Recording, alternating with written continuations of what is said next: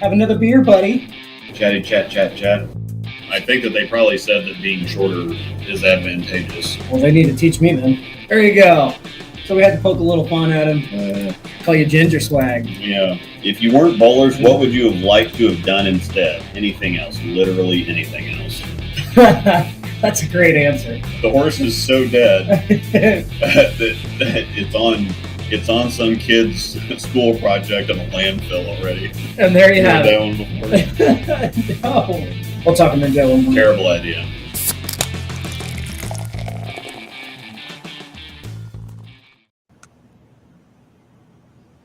What's up?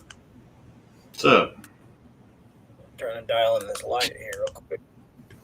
Not too bad. Yeah. I forget down here I got a lot of natural light this time of year because of in the summertime. Yeah. Usually I'm already sitting down here in the dark. Yeah. What you got there? Trying to kill a couple bottles here. This is some stuff Mr. Bill brought me a couple of years ago. Law's Whiskey House cognac finished. It's bourbon, but it's finished in cognac foeders. That sounds interesting. So, yeah. Have I had any of that over at your place? That sounds familiar. Yeah, you have. It's just I've had the bottle for so long that keep thinking with a lot of this stuff. It's like, well, I don't want to drink it, but why have it if you don't drink it? That's a fact. So, happy Monday, everybody. Yeah. Hope everybody had a safe and happy 4th of July, and you've got all your fingers and toes, and yep. You didn't show us the toes, though. Do you have any toes still? No. I only show toes on Foot Finder. There you go. Vegas is currently 114 degrees according to my car. I hope you're ready. Yeah. Ugh. It's dry. It's dry heat. It's a dry heat. It's all good then. Yeah. It's supposed to be Monday, right? Yeah. It's always funny to me that people's definitions of what hot is. You know, I was talking to Gary Clemens a little bit about Grandpa Gary about this the other day, and I mean we're used to being outside and being in attics that are 130 degrees and whatever else, and so it gets to 85 degrees and people are, oh my God, this heat wave, whatever. It's like that's cute. I mean, it's not comfortable, but there's a difference between like actually hot and just uncomfortable. Yeah, it's supposed to be, I think I saw today, straight temp, 102 degrees on Monday when you leave. Cool. I'll get to be in a car all day. Hey, at least it's air conditioned. Of course, I work indoors now, so. Yeah. It's just going to be a warm day. Don't be a warm one. Mm-hmm. Yep, it gradually kind of creeps up until we get out of here. Oh, yeah. Are you going to go to Baton Rouge around the same time, too? Because that's another scorcher. Yeah. We'll probably keep going this time of year. But, yeah, going to Baton Rouge in July is probably not the most intelligent thing, but whatever. 2 different types of heat, though. Down there it's humid, muggier than crap. Yeah. So it is quite different. Yeah. Even here in Kansas, it's really, 100 degrees in Kansas City is completely different from 100 degrees in Dodge City. Oh yeah, by far. Not the same thing. Because don't you know we're meteorologists and we're geographers. My goodness. Mm-hmm. Ooh, so it looks like I need more to drink. Mm-hmm. Oh, so let everybody kind of filter in here. Yep. I got some. We already got 50 people in here, so this is sweet. So, but we have a fairly popular topic here. Nationals has only got a couple weeks left, but we haven't gone yet. So, a handful of us are going to be bowling next Thursday and Friday, and then I think the last day of the tournament's like Sunday or something. So you're bowling the 18th, 19th, is that right? Yeah. Bowling 18th and 19th. I think we've got pretty decent squad times too. I think it's like 2 or something Thursday and 6 Friday, Oh, something like that. So yeah, so we got some pretty okay squad times. it's looking like for Baton Rouge, we're gonna get stuck with because Trevor took so long to book it. We're gonna get stuck with that early in the morning squad on See, what's 7. the early in the morning squad's not bad unless you have the late squad the day before. Well, we're trying to avoid that, but Yeah, that's the real problem. And even just going early squad is not. I mean, yeah, it's 7 o'clock, and that's not a whole lot of fun, especially when they don't have the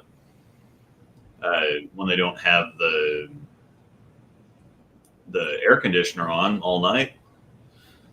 What happened to us in doubles and singles last year? We had the early squad, and it was 80 degrees in there when we started bowling, so that was fun. that would have been miserable. Mm-hmm. Yeah, I'd have been sweating my butt off. July 28th was the last day. Got a few new jerseys in.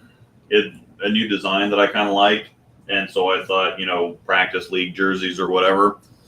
Oh, These cool. are fairly simple design. Nothing, I like those. really exciting, but just something to, that doesn't have a bunch of logos on there or whatever. I don't feel like a douchebag walking around in practice or league or whatever. And I'm going to take these to nationals and do the practice squads, the BJ and whatever else. And they have a few different colors, so I just got it's a red and then a gold and then there's a green.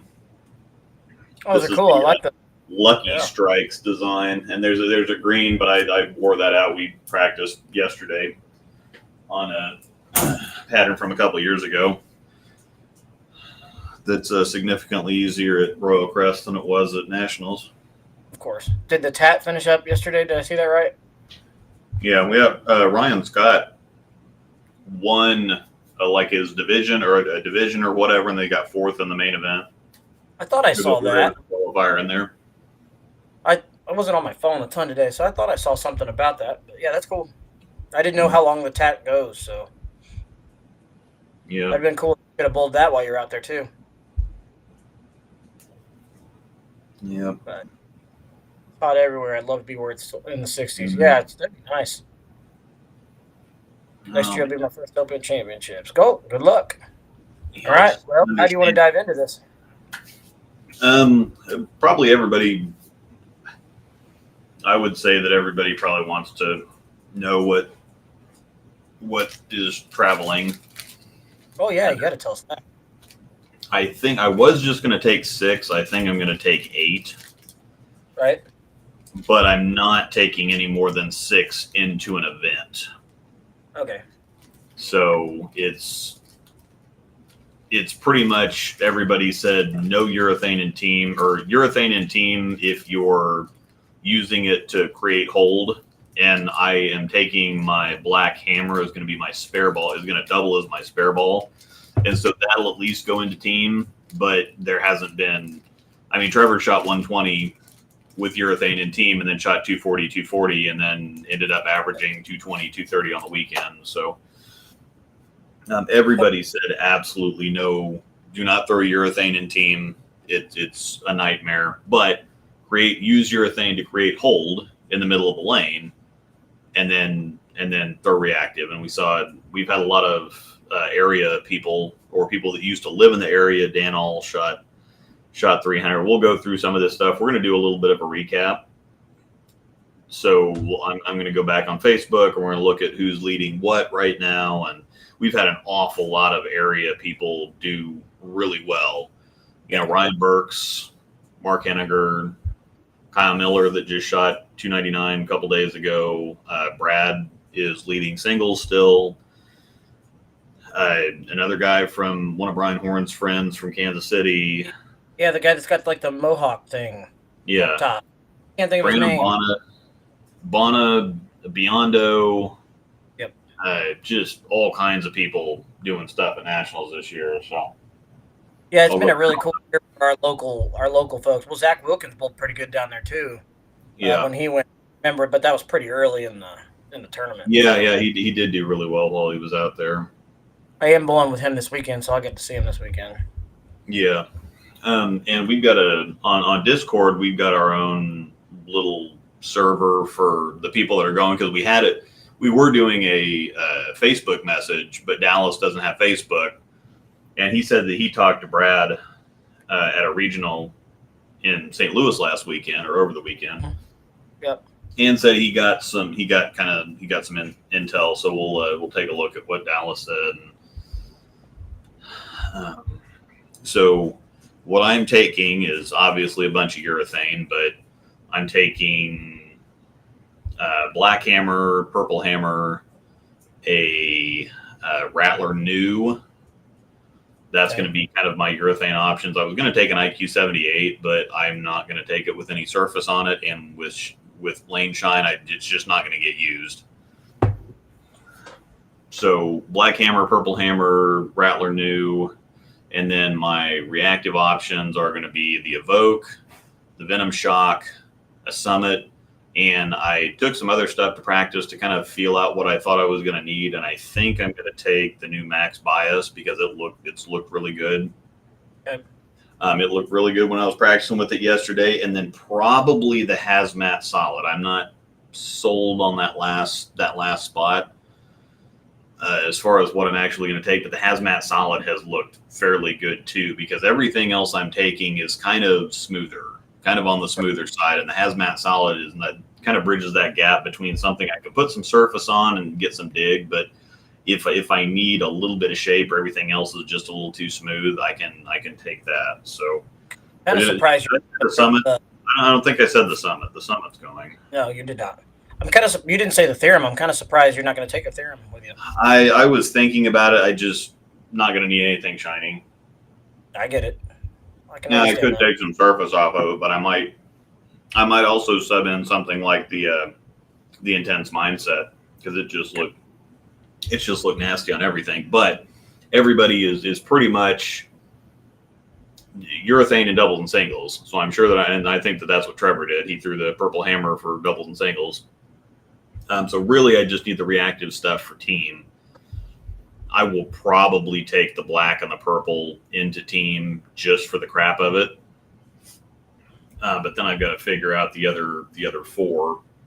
And, if I'm going to take a reactive ball and not take it into team, I'm really not sure that it needs to go. Yeah. Basically. But what I thought I was going to do is we've got a team practice session scheduled, and then we'll probably bowl the Bowler's Journal at least once. And so that it's more of a take 8 and then see, okay, what the best looks are, and then just take that 6 into, or probably what I'll do is I'll take the purple, the black, and the Rattler new into, I'll probably just take those into everything realistically, because the Rattler news in that weird where it's kind of urethane, but it's not really urethane. It's urethane-esque, but it's not going to be urethane. So it might be that kind of bridging that gap on team to where it's not okay. So it's not going to be urethane. It's not going to, cause a bunch of carry down. It's not going to, right. Whatever, but it's not going to be stronger, sharper, like reactive stuff. So, but it's probably going to be those 3. And then Evoke, Shock, Summit, and then Max Bias, Intense Mindset, or Max Bias, Hazmat Solid. And if one of them happens to look better than the other, or down at the venue, I might take them in. But it's one of those things I'm probably going to take them just to say that I took them, and then I'm just not going to use them, and then be mad that I brought 8 balls to throw urethane like I always do. Hey, but if you can't use them if you don't got them, so yeah, and the Max Bias did look really good. I might get down there and the Evoke might be a little too flippy, or the Shock may not. It may be close, but that might be the Shock, and the Hazmat Solid might flip, and but I'm pretty well set And yeah, like James said, we've been using the 2022 doubles and singles pattern at Royal Crest. And that was the reason for that was to mimic team, because doubles and singles seems like it's pretty wide open. Team seems like the hard one, and 2022 doubles and singles was wretched. It was awful.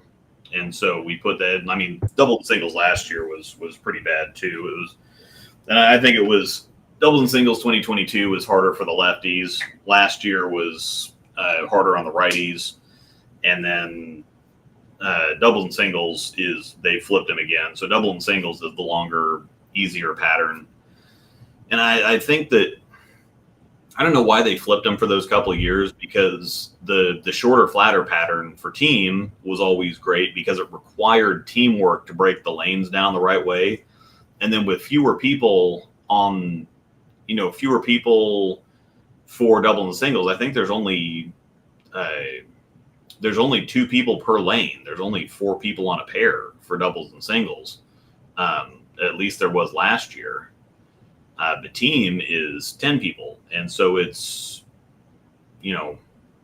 work together to break the lanes down. But in doubles and singles, if you don't have something fairly scoreable or playable right out the gates, nothing's ever going to develop with 4 people on the lane. And so I don't understand why they ever flipped them for those couple of years. But now they're kind of back. The short, flat one is team.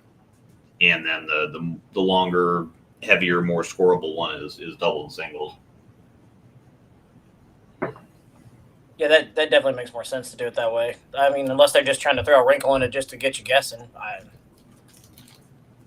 Yeah. I don't know. I still wish they really, in general, I don't care. Yeah, because it's one of those things where people are kind of stupid when it comes to, a lot of people. Well, I don't want them to release the patterns because then the good bowlers can get the patterns and practice on them or whatever else. But those very same people get down there and say, well, I did the team practice session, the bowler's journal, and then I got a tournament lanes, and they weren't anywhere close. They were completely different. And it's like, okay, well, if they play completely different in the same building with the same machines, with the same oil, with the exact same pattern, with whatever else, if those play different, then how are they going to magically play exactly the same for everybody that lays the pattern down at home? That's not. I don't know. And when you're traveling that far to a tournament, having the patterns out there would at least get people in the ballpark of equipment choices. Yeah. It's one thing to show up totally blind to something local where you can just stick 12 balls in the trunk and be fine. Out there, and especially when you're flying, most people are flying, and most people are going to limit themselves to 6 balls. It'd be nice to have something, at least a ballpark, to where people can, okay, so they can, if they have the ability to put the pattern down, whatever. But we've learned that just doesn't really help a lot of the time. It can actually trap people. What's up, Buck? What? It can actually trap people into, okay, well, I've got my balls and I got my surfaces figured out and whatever else, and they get out there, and because the oil's different, lane machine's different, the lanes are different, and the environment's different, whatever else, it just doesn't play the same. Again, like here in Kansas City, you can put chromium down, and they have at the same, you can put the same pattern down in 5 different centers, and it played completely different. You take completely different equipment to all 5 of those centers. Yep. So having the pattern is. And the good bowlers are going to go early. They're going to practice together. They're going to pay attention. They're going to bowl the team practice sessions. They're going to bowl the BJ. They're going to sit there and watch people bowl. They're going to be more prepared, and the good bowlers are going to figure it out anyway. So I don't understand what people's hang up is about. I just don't understand it. So they just need to release the patterns so that people have an idea what to expect, so when they get there, they don't get blindsided. No, I agree 100%. And it also, like Storm said, people are flying from all over the country, spending good money, release the patterns. I mean, it's not cheap to go bowl nationals. Yeah, you're spending, and some people say, on average, I think people probably spend about $1,000 traveling to the tournament. And that's, that's getting cheap. Even if you just get cheap plane tickets, you find some cheap place to stay. The entry fee is $250. And then even if you eat on the cheap and whatever else, you're still going to spend $1,000 to go bowl the tournament. Yep. Basically. I mean, it's not, I'm sure that you can make it happen for cheaper than that if you're really penny pinching. But if you're just going out there to bowl the tournament and making having a normal trip, then that's just what you're going to spend. And so the idea that they're hiding the patterns for some kind of integrity just doesn't make any sense. I mean, if we're in the information age, we're in the social media age, we're in the whatever else, they put tons of videos on Facebook. I don't know how much we've seen of all these patterns now with all these clips that they posted on Facebook. It just doesn't make any sense. It's completely inconsistent with what they're doing. We're talking integrity, information. Oh, but we're going to keep some information from you. Right. We're going to have a bunch of house bowlers come out to bowl this tournament with extremely difficult patterns and just make it as miserable as possible. It just doesn't make any sense. No, it doesn't. Dude, question for you, and somebody else may know better than I do. The Team USA trials, do they release those patterns ahead of time before the practice sessions? I think they do, but I could be wrong. I think they do. Pretty much everything. There are, like, the Masters of the U.S. Open, I think they release them like right before. There's some college tournaments where they don't put the pattern up there. But the college bowlers, you're on a bus, and well, I guess they don't really travel the whole bunch of stuff either. But everybody's just used to limited arsenals. But you kind of, if you know what you're doing and you build a good arsenal in the first place, and again, it's not like they haven't been consistent with what they've done with the Nationals patterns. They've always had the team that one pattern has always been 38 to 40 feet, and one pattern has always been 40 to 43 feet. It's figuring out which one is which. But if you're traveling with 6 balls, you're going to take all 6 balls into both events anyway. And so if you have an idea of what you're doing and you pay attention to what things have been historically, and you go watch people and you bowl the side stuff and whatever else, you should be about as prepared as you're going to be. But it still doesn't make any sense, because not everybody's going to book a team practice session. Not everybody's going to want to be that into it. They're going to go and they want to bowl the events and they want to leave. Not everybody's going to get there 2 or 3 days early so that they can bowl the side stuff and spend hours in there watching people and whatever else. I definitely think that the team practice sessions are well worth it, though. I mean, are they going to play the same? Like we just said, no, they're not going to play the same. But yeah, I think you can come up with a solid game plan at least. Yeah. So it's and it also gets comfortable too. I mean, you know what I mean? Yeah. Especially, I mean, most of the time you're not going to have bowled for the last couple days. Well, yep. I mean, we're driving, and so we're going to bowl league on Thursday, and I might go over there after work on Friday but that, I mean, if I bowl on Thursday night, bowling again Friday is not really going to help me out any. No. And then we drop dogs off on Sunday, and we'll leave on Monday. And so, yeah, it's going to be nice to have at least one team practice session. We did 2 last year. I think that might have been a little bit of overkill, because I think that we did that. I think everybody bowled the BJ once or twice, and then by the time we got 20-30 minutes through that second team practice session, it's kind of like, okay, this is a little much. I think we're good to go here. So what are you talking about, Buck? Come here. Well, it could probably use you a little bit doing stuff like that, wouldn't you think? Or wouldn't you say? Just kind of get over a little bit. Yeah, I think it's one of those things, because you want to get a look at things, you want to get a strategy in mind, you want to go watch. But you don't want to be bowling so much that you kind of bowl yourself out before you want to get loose and you want to get prepped, but you don't want to like wear yourself out practicing. Yeah, I mean, like you said, you're there to bowl, but at the same time, you still want to have some fun too. So getting out of the bowling center can help just as much as bowling on it sometimes. Yeah, especially if you bowl that much. I know that sounds. There's enough stuff to do in Vegas that we're going to be busy enough that in years past, I've in Vegas, I've done some special kind of video with Luis, but we just don't have the time to fit it in this year, so that won't happen. But it's all good. Clint here watching Sun Bowl on Sport with Perp. With the Perp Daddy. Hi, Aaron. How's it going?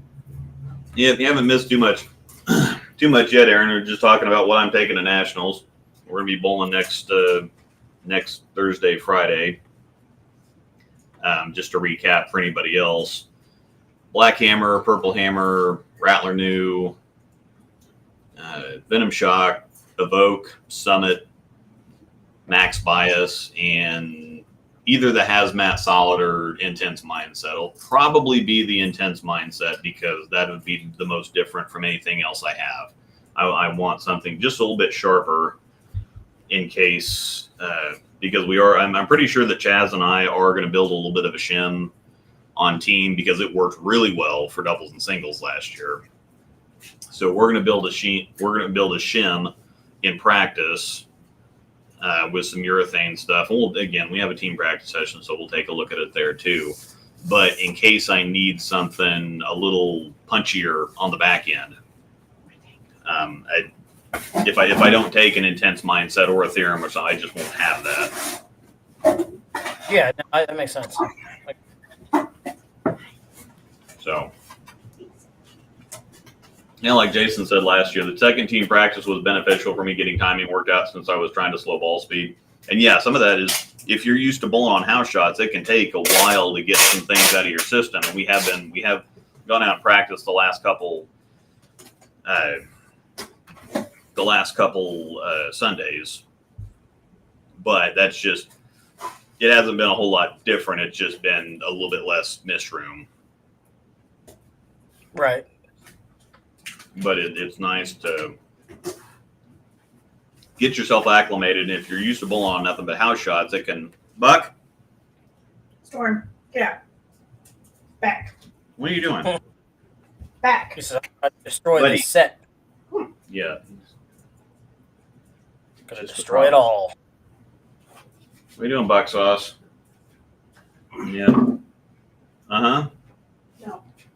Buckwall. Tahina B says, let's get a drink Friday after you're done bowling. It might be a little late for that. What time do you say you bowl that day? So we won't be done bowling until 9:30, and then we leave at like 6 or 7 a.m. Saturday morning. So it might have to be different. It'll be a different time. Yeah, you're gonna be ready to get back and go get some food and go to sleep. I mean, we could have a drink while I'm bowling. Yeah. Because I mean, it's when people can come hang out and talk, and I can come back to the. So. It's not like it's the PBA, I guess, right? You have to excuse my friend. A little slow.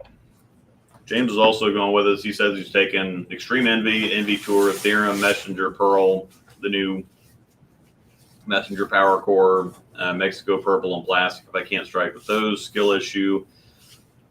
Yeah, I think that probably going to be the Extreme Envy Tour, Messenger Pearl are probably going to be what's used in team. And then, I don't know, Keeler said he couldn't get anything. They were just there recently, and Keeler said he couldn't get anything to hook in doubles and singles. Oh, really? Yeah. Let me pull up what Dallas said that Brad told him. I'm curious to see what. Go ahead. Brad. Sorry, I'm just curious to hear what Keeler was trying to do then. I don't know. He said he was just playing straight up the ditch, and he couldn't get anything to wrinkle. In doubles and singles? Yeah. Isn't that where guys? Everybody you see in doubles and singles, I mean, Kyle Miller, whatever, everybody else, Brad, is just going straight up the ditch. Yeah. I mean, and there's a lot of people that are just hammering on it. The ball's just floating, and then tips in at the very end. Isn't that what Ryan Burks did too? Yeah. Yeah, Ryan Burks played right up the side. Everybody I've seen in doubles and singles has been right up the side. There's been nobody inside of third arrow that has done anything anyway. Burks looked like he was throwing a purple too.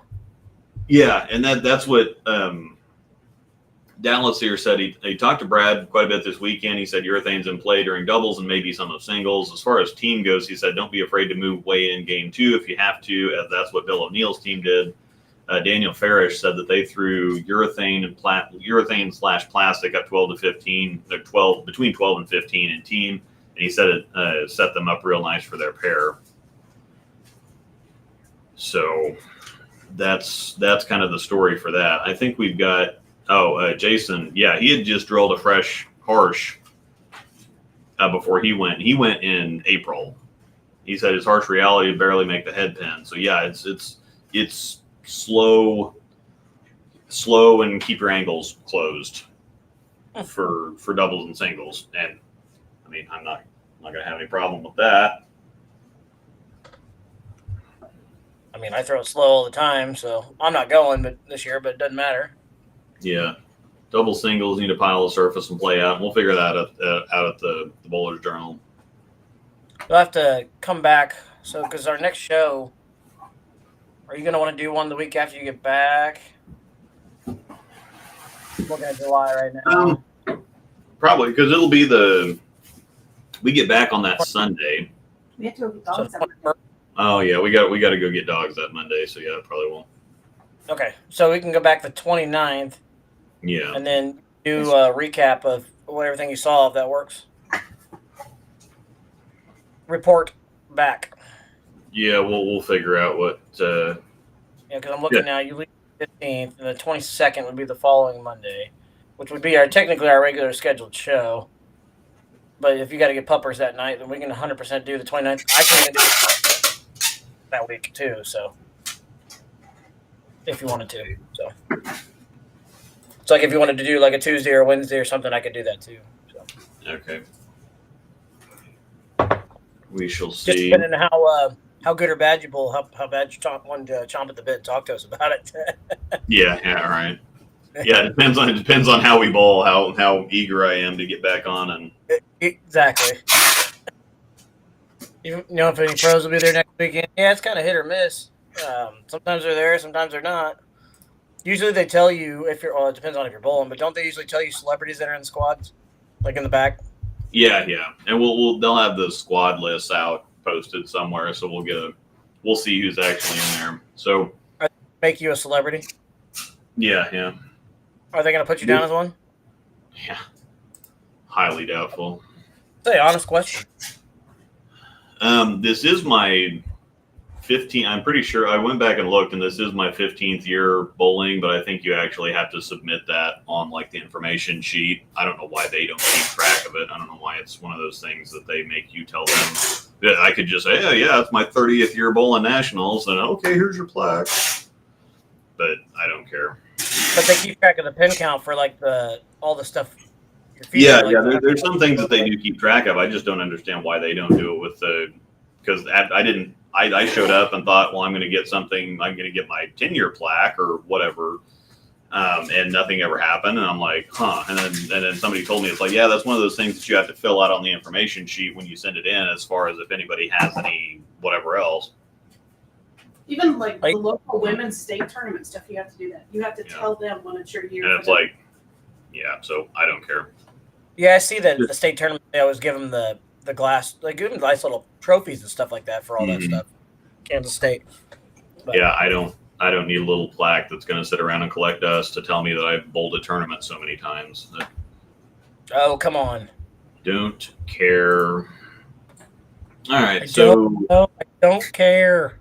So this is kind of interesting. They've got the loaded cash numbers on here. What? Oh, one of your coasters.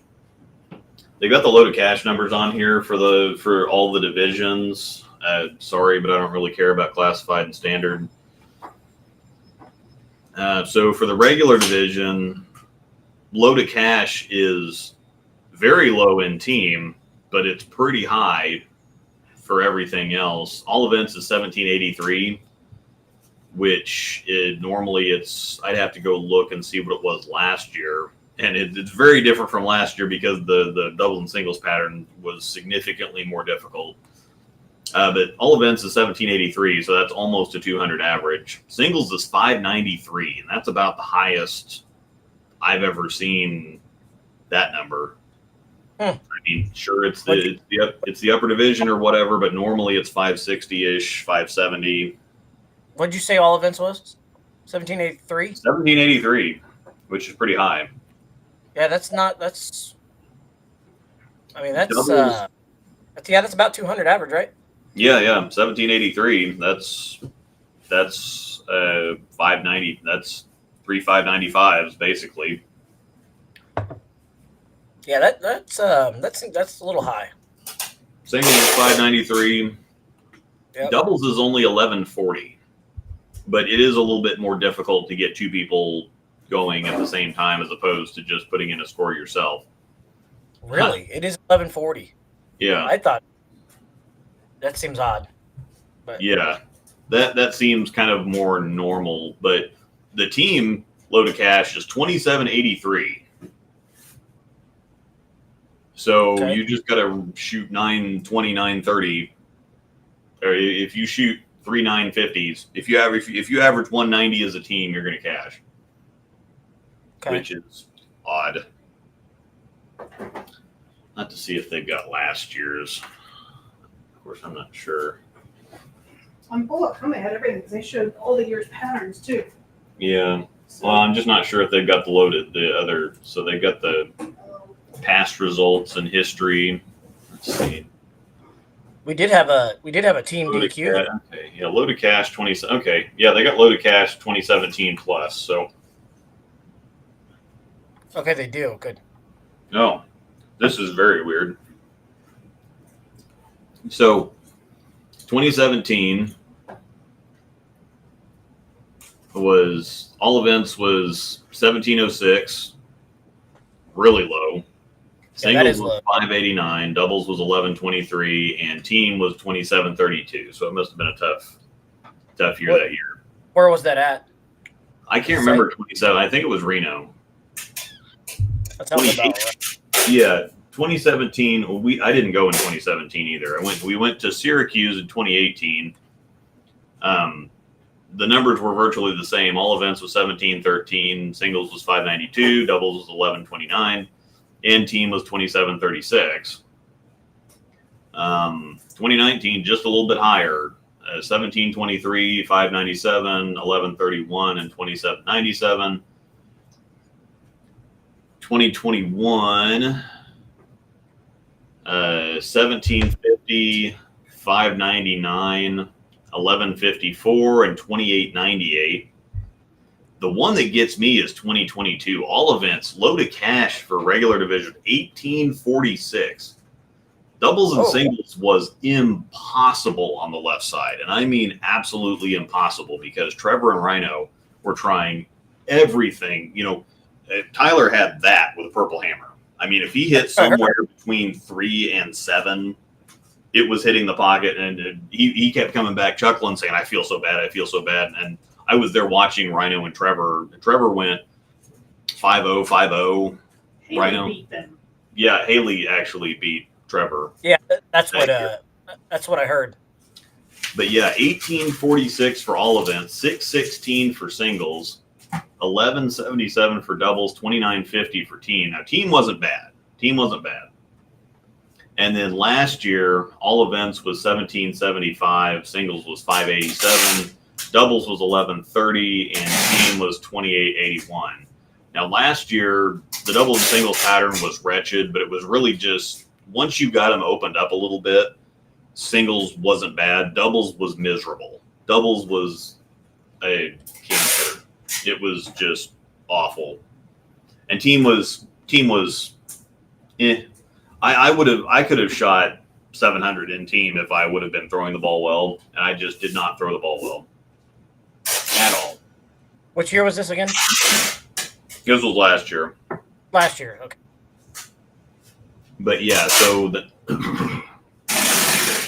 numbers this year are, I guess, kind of on pace with how they've been. Singles isn't at 593. That's not anything different. It's been 587, 616, 599, 597, 592, 589. So yeah, singles is right in there. 1143 for doubles is right there. 1783 for all events is more in line with the last couple of years than the few years before that. And then 2783 for team is significantly lower than it has been the last several years. But it kind of makes sense. Did you get a check last year? Yeah. No thanks to me. We shot 3150 in team. Pretty sure it was 3150. James would know. And then I thought you had a check, but I couldn't remember if it was team or what it was. So. I barely. I think I missed all events, but I shot 647, 89 in singles, and that was with opening the last 2 frames. I could have shot. I had 700 on the sheet with the 9th and 10th frame, and then a 710 and a Greek church. Oh, I'm sure you were pissed off. So I was. It was one of those things where I was really disappointed, but I went 220, 220, 210. So brackets looked amazing, both forward and reverse. And I'm thinking, okay, you tell me walking in that I can have 650, however it happens in singles, I would be happy with that. And so, yeah, it was one of those, man, it'd be really nice to get to 700 for singles, but realistically speaking, your dad was very upset. I was okay with it. Oh yeah, you told me 650. I'd sign up for that all day. Yeah, and again, it could have been 700, and so yeah, if I'd have just stayed clean or put together another strike, again, that's just one of those things. Oh, Richard and Two-Handed Beast are doubles partners. Yeah, here for next week. Mm-hmm. Good luck. May the scores be with you. Who said? I saw something in the chat that I missed. Somebody's a fellow lefty said. Where was that? For those going to nationals for the first time, it is a lot of fun. Soak it all in. It really is a fun environment to bowl in. I remember Amanda bowling it for the first time, and she was like, "Whoa, this is different." So it is a lot of fun. It's one of the best. I don't know what's the word I'm looking for. Venues / environments we get to bowl in as amateurs. So I don't know. I think it's gonna. that's my opinion, anyways. Wouldn't you agree with that, Luke? What was that again? I was trying to catch it. You're good. You're good. I was just saying for those that are. I saw some people say that this is their first nationals trip this year, and I said just soak it all in and enjoy it because it is a lot of fun. It's one of the best environments that we bowl in as amateurs when it comes to the definitely. So it's one of the very, very few things that bowling and USBC can't ruin. Yep. I second that. Yeah, they try awful hard sometimes, but there's something about nationals that it just keeps people coming back because it's just such a cool experience. Even if it's not perfect, even if you don't bowl well, even if stupid stuff. Yeah, Richard, I was just trying to go back and find your comment, find what you actually said. I just was scrolling the wrong direction. Yep. No, the one thing I'm excited about Baton Rouge the most for is we actually get to go back to the old school. They build the lanes in the convention center, and so it's cool to know that you're bowling on something that's assembled just for this tournament, and then it's tore back down. So, yeah, I bowled really poorly in Baton Rouge. Baton Rouge and Albuquerque, I think, were my 2 worst years. They were just not good. How about? I bowled. Get out of here. Oh, okay. You're over here. Hi. Baton Rouge, I was okay in singles. Albuquerque, I think I bowled okay. I don't remember. It's been too long ago now. One of them I did okay. Yeah. Only Reno can ruin a little bit. I'm never going back to Reno. Next year we're gonna have Chris and Hunter in, and we're gonna take a family trip to Branson instead of going. I'm never going back to Reno. No, I hate Reno. Trevor's trying to tell me I have to go, but I don't think I'm going to go for Reno. Oh, buddy. Next year the winner gets the Chad Murphy giant bobblehead. Yeah. My buddy. Was it a bobblehead or was it just a statue thing? It is a big statue, but it looked like a bobblehead because his face was like this small and his head was that big. It looked like Whoever the marketing genius behind that was. Hey, buddy. Were you looking something up? I'm sorry if I sidetracked you. Yeah, well, I was looking a comment up, but now there was off-track topic. But was the story true from last year about the dude who wasn't re-rated and killed brackets? I heard it true. Yeah. I mean, the rules changed this year, and he even tried to get them to fix it because he's like, well, this just isn't right. And they said, no, it's all square. And he tried to get them to change it, and they said, nope, you're in this division. It's like, fine. So he loaded up in brackets and made $20,000-$30,000 or something like that because of a loophole because it's your last three, or before this year,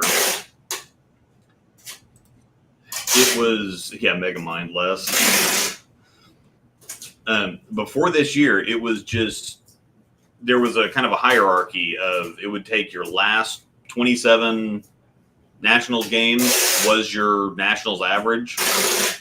Instead of trying to do the sport conversion, they figure, okay, well, we keep the patterns fair. The scoring pace has been very, very similar the last several years, or, we've gotten to the place to where it's basically the same patterns every year. They don't change them a whole lot. The scoring pace is very, very close. And so they figure that that's the most accurate thing. The next thing, if they don't have that, is to take your average and sport convert it. Your regular average and sport convert it. And they had the 10-pin rule in effect and whatever else. Well, the thing is that this guy had bowled 2 years in like 2016, 2017, and then hadn't gone back again. And so his average, or he bowled 3 years when he first started, and then I think he bowled 15, 16, 17, and then didn't bowl Nationals again until last year. Well, he got significantly better, but he had three years of Nationals average, and so that's what we got. That's what we're going to take. And it put him in the classified division, and he should have been in standard, I think, is where he should have been, but it put him in classified. And he tried to tell him. He filled out the green sheet. He talked to the people there, and they're, no, this is the division you're in. He's like, okay, fine, I'm loading up. So he maxed out everything and made a killing. And it was all legal, and he checked with them a million times, and people can call him a sandbagger cheater all they want. He did as much as he could to try to make sure everything was on the level, and they told him it was. And so, I mean, when you get there and they say, no, this is what's going to happen, what do you do about it at that point? And, some people say, well, but it's not right for him to then just go on ahead and load it in brackets, because then that affects people who are actually in that division. Why? But at the same time, that's where they put him. Who and gives it's like, a crap? Yeah, and one person is not going to absolutely dominate all the brackets. Even if they go all in, there's still plenty enough to be had between everybody else in the building. Right. I mean, the guy did his part, and then they're going to tell you, no, we've got you right. Mm-hmm. All right, here's $2,000. Put me in. If you have a bad year and they only go off last year's average. Yeah. So now it's the highest. It's the highest of your Nationals average, your sport converted average, any kind of average in any way that they can work it. It's your highest average out of whatever. So yeah. So if your sport average is, so what you're saying is if your sport average, I'm sorry, your house shot average, that sport can re-rated or converted. Mm-hmm. Yeah. Higher than your Nationals average, you have to take that. Yeah. So if it's your Nationals average, or if you bowl a sanctioned sport league, or your regular house shot average sport converted, whichever of those three is the highest, that's what they take. Honestly, that's not a bad idea, though. Yeah. I mean, I like the idea of just making it a Nationals average, but they didn't have any kind of rule in there for recency. It's kind of like, okay, if somebody starts bowling and they go to Nationals a few years and they get an average, and then they don't bowl for the next 6 or 7 years, and then they come back and they're significantly better than they used to be. But your rule is, no, it's just your last 27 Nationals games. Okay. Whatever. So if you go out there for 3 years and you bowl like pure crap, mm-hmm. and then your next, or 4 years or whatever it is, whatever the math is on that, and that's why I like that if they take your converted house shot average to sport. Yeah. I don't know. having the tournament average not good. Having the tournament average itself though, I do like. It's kind of like we talked about that with Dave and Mike. We think that they should be something to consider, but yeah, yes, sir. I think that the way that they have the rules now, I think it's the right way now. The way that they have the rules. Yeah, I agree with that. I think so too.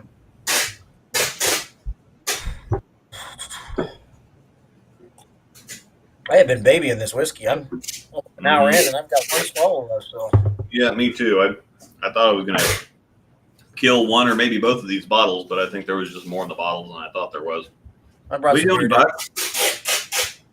I always start with whiskey on the show if I'm home, and then I'll do I got beer next to me. Yeah, I got a liquid death in there waiting on me. I drank too much damn beer this weekend. Yeah. I get beered out after a while. Is the league president reports the shot? What is it? The league president or the house that reports the shot to the USBC? I don't think anybody. Well, whether it's a sport pattern or not, there's a different level of sanctioning. So when you apply for I think it's probably the house, because when you apply for the sanctioning in the first place, I think there's a checkbox whether it's a sanction, whether it's a sport league or just a regular league. Well, and then local USBC officials used to actually come and run tapes and check everything back in the day. I don't know if they still do that anymore, but they'd run tapes, check your flat gutters, check everything to see if you're up to specs. I don't think. I mean, people don't even do lane certification anymore, and so it's one of those things where it's like, yeah, it used to be on the up and up, but it was so. Like I think when the sport leagues or the PBA league started, somebody from the association had to come tape the lanes every week, and everybody's oh yeah, we're just not going to do that, not for a bowling league, and so then it's like okay, well you got to do it once, and now it's just okay, well we're just trusting everybody, and so it's not really in anybody's best interest to score big in a sport league. So if they say it's a sport league, but then they put down easy stuff, that's not really in anybody's best interest. Were you talking about the PBA when they originally started the PBA leagues? Yeah, they had to tape them every single week because they had different shots every week. Yep. Yeah, because they were sanctioning them, right? Yeah. Mm-hmm. The USBC was a full sanction. I remember that. Yeah, because you were getting sport. They had specific sport awards too. Yeah. They had like a sport. They categorize it as a sport 300 or a sport 800 or something. They still do. If you have a sport league, don't they still have sport? I think they still do that, but you don't get like a special ring or whatever else. I don't think. I don't know. If it's your first one. I don't think, not anymore. I don't think. I think that they just a 300, 800, just a 300, 800, and you've got the little sport icon next to your name on that specific entry on the line. But look out! I get the little sport icon. Yeah. But all right, we looked at the load of caches now, so I'm gonna go see who's. Let me see. Not past. I don't want past results now. I want to go back to the regular. Scores. Let's see. Look at the leaderboards. All right. Okay, who are our leaders? Is that what you're looking at, leaders now? Yeah. Okay.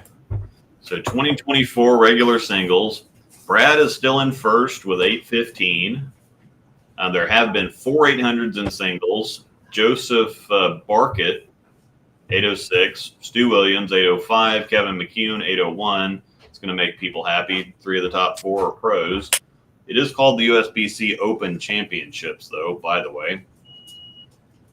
So they don't have prizes up here. 750 will get you into the top 50. There's a tie for 51st right now with a couple of 750s. We've had Vince Biondo, Brandon's dad, 751. Boog, 756. Spencer Robard, 762. D-Ron, 776. Of course, Brad's still up there with 815. Well, I hope you beat him. Yeah. Because you're my partner in crime. But I think he's going to hold off and probably win an Eagle this year. Yeah. That's my bet. Yeah, I think I'm not quite as comfortable with, Alex George a couple years ago was still worrying with 848, and I'm like, I'm pretty sure that one's in the books. 815, I think, 820, 830 could probably happen, but if it hasn't happened this late into the tournament, I'd be surprised. That's 15, the only reason why I say like 2 weeks left. So yeah. And actually, somebody said that they're bowling the 28, so it was like 3 weeks left. The 20th, somebody's bowling the literal last squad of the tournament. 9:30 on the. That means if we did bowl or do our show on the 29th, then we would know exactly the final results. We could do another Open Championship show. Yeah. Cool. So 1531's a number in doubles. I think that's gonna. I don't think anybody's gonna beat that. 1531 is gonna happen. That's a big number. Anything. That's a couple 765s. That's 1515s in second, 1484s in third. So if there's a 50 pin difference between first and third, I don't think it's going to happen. Can we ask them if you bowl the very last squad if they'll let us stream it? Yeah. Stu Williams, him and his partner in 14. Yeah. Yes, the other thing is the live streams. Used to be tons of fun, and those could come back. And in the day and age of social media and wanting to promote this giant tournament to make hide the patterns and make everything hush hush and whatever else, don't you think you would want to promote this? Mm-hmm. Like, it's just bowling is full of idiots. I used to love watching. Oh yeah. They did the Open Championships. I used to love.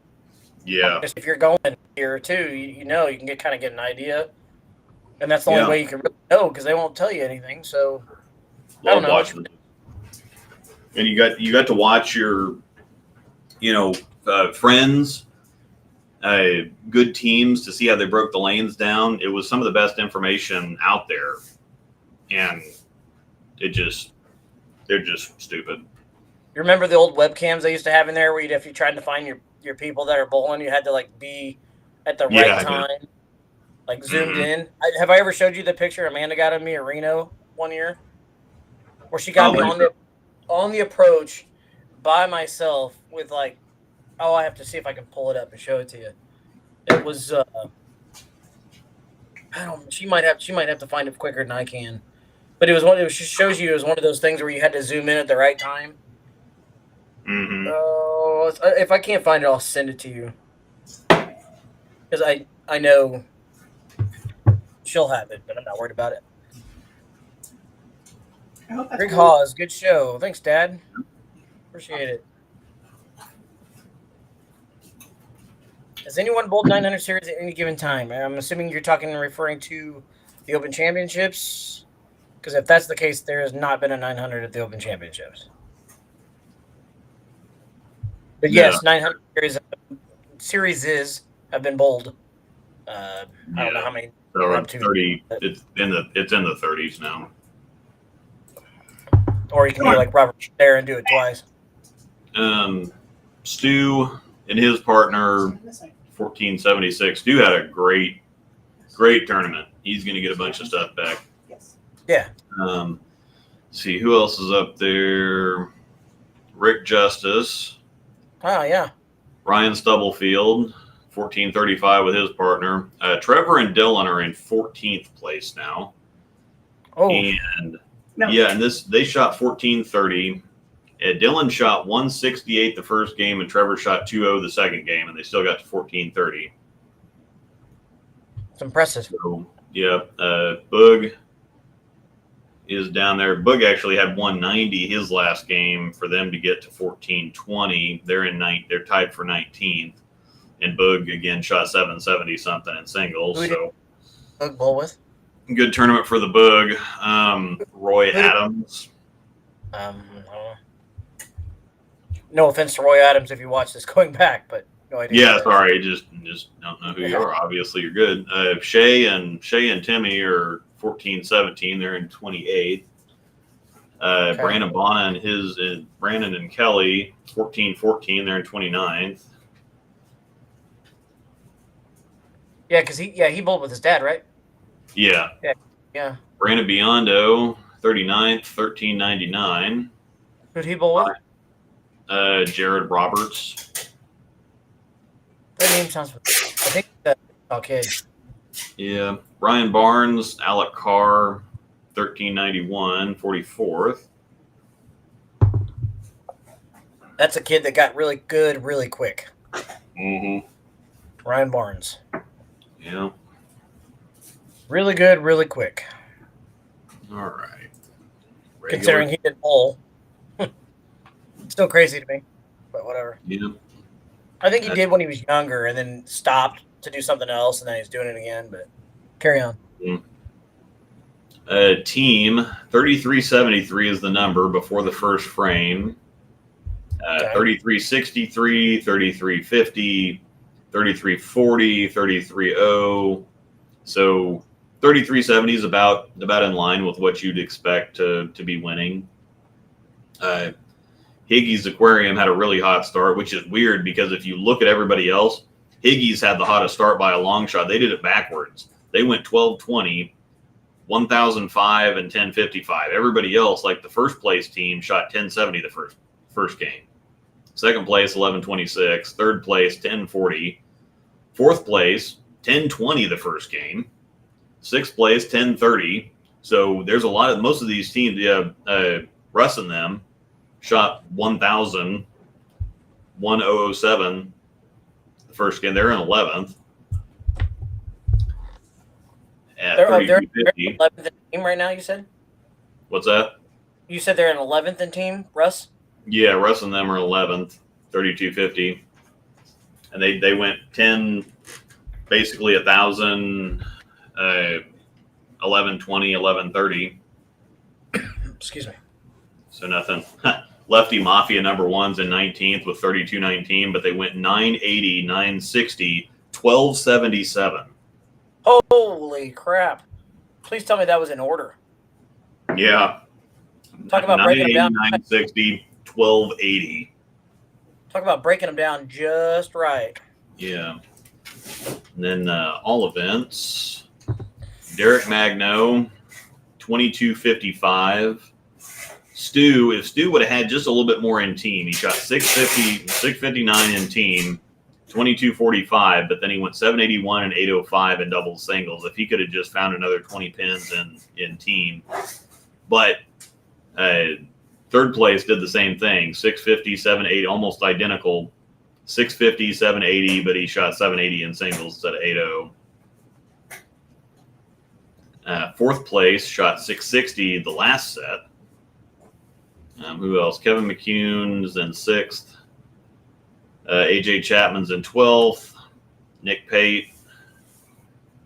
Brad is in 19th. He went 670, 660, 815. He's going to make a good. He's going to get back. Let's say that. Dylan's in 20th, 2140. Vince Biondo, 2120. He's in 23rd. Liz Johnson, 24th.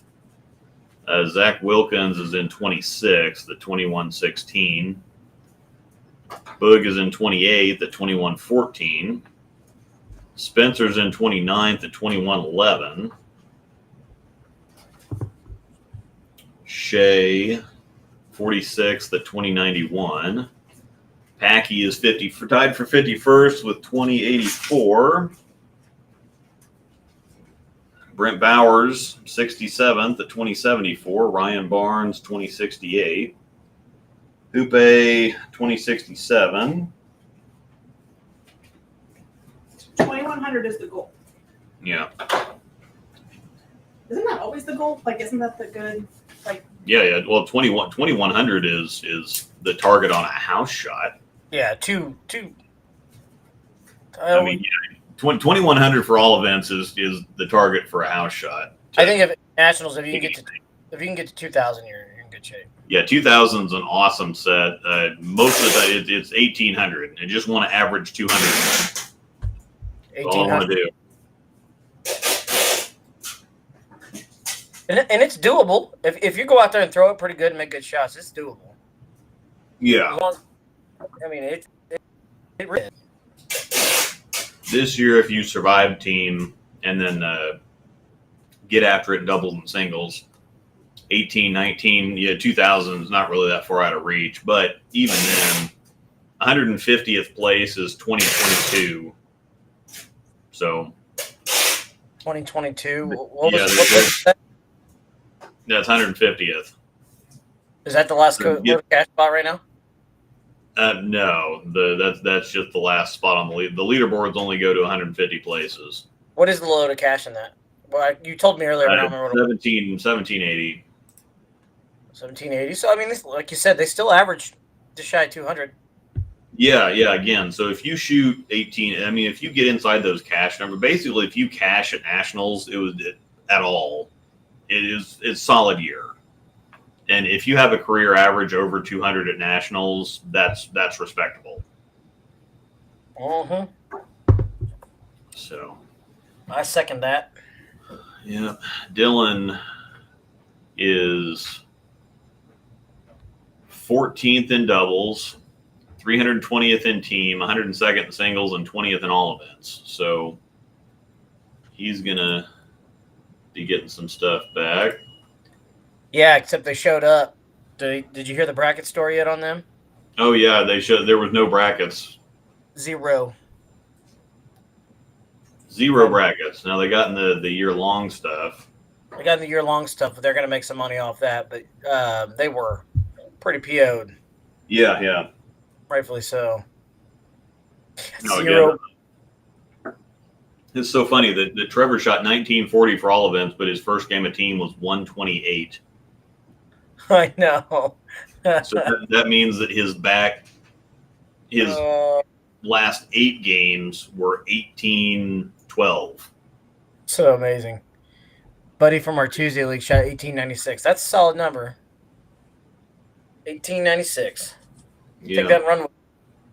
Yeah. Anything over 200 average, especially with me bowling with the wrong hand, I'll take. Don't cut yourself short. Don't do it. It's getting better and better, I think, anyways. It's still a little too up and down. Let me look at Stu is Stu Williams, 4th in doubles, 2nd in all events, 3rd in singles, 136th in team. He's going to make a nice little check. Yeah, that's going to be, and imagine all the bracket money that he made. So this is, I mean, he probably took home $20,000 out of brackets, and then you're going to look at the year-end stuff, and then you're going to look at the checks he gets back, which is probably going to be 10 to 15,000 for his checks. So yeah, he's going to make he's going to make $50,000 this year. Oh, yeah. Well, then we got our buddy Johnny that had 300 in the BJ. He's probably going to get. He's looking at probably $2,500 just off high game at BJ. Yeah. Mm-hmm. And really, the things I want to hit my goal, which man, this year would not be the year for it to happen as bad as my spares have been. I want clean 30.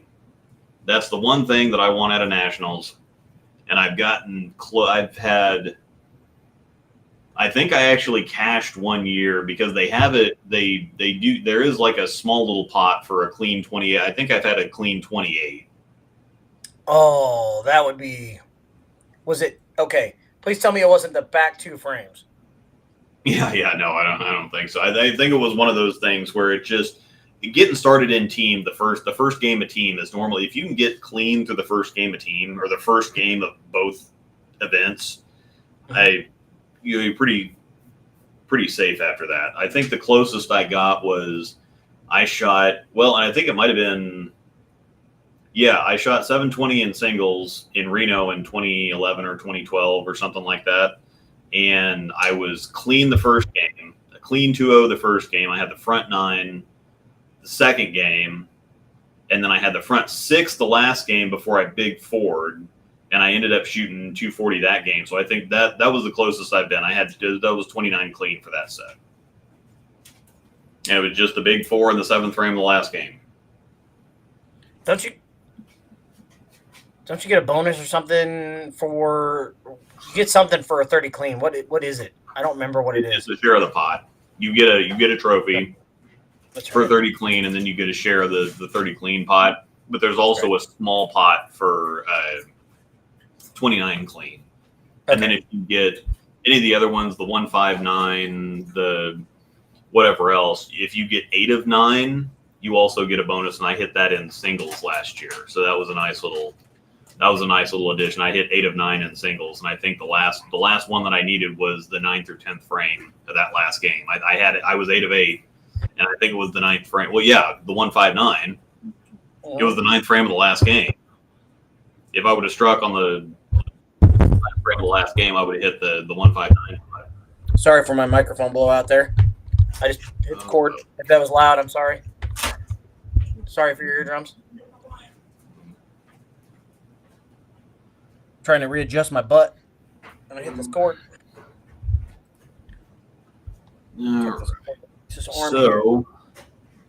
So we're leaving Monday. We're driving, taking some. I guess I can pull up my own scores from the last few years. The funny thing is that I've actually averaged higher at nationals as a lefty than I did as a righty, but I had 2 really bad years as a righty. I shot 1650 in Albuquerque in 2008. I don't think I did that great in Syracuse either. And then there was another, Baton Rouge was bad. I look up my individual scores. And lefty, I've gone 1840, 1770, and 1760 or something like that. So my lefty average is 197, 198 or something.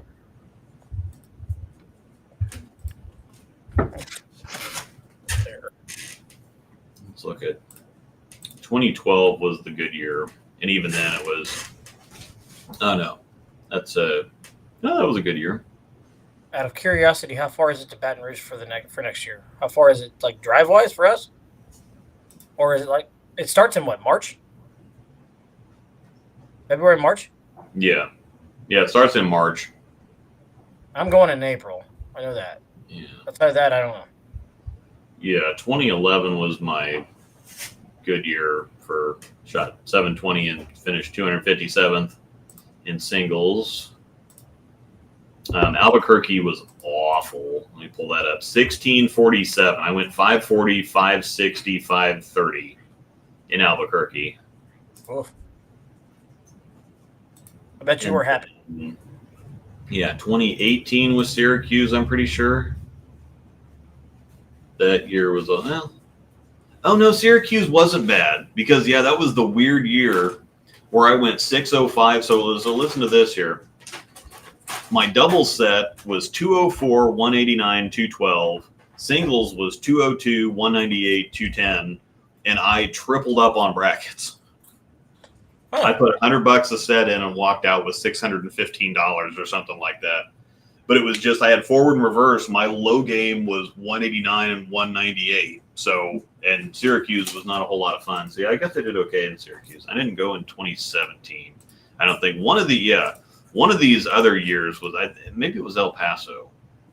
No, it was, what was it? 2016. Whatever 2016 was. I shot 1630.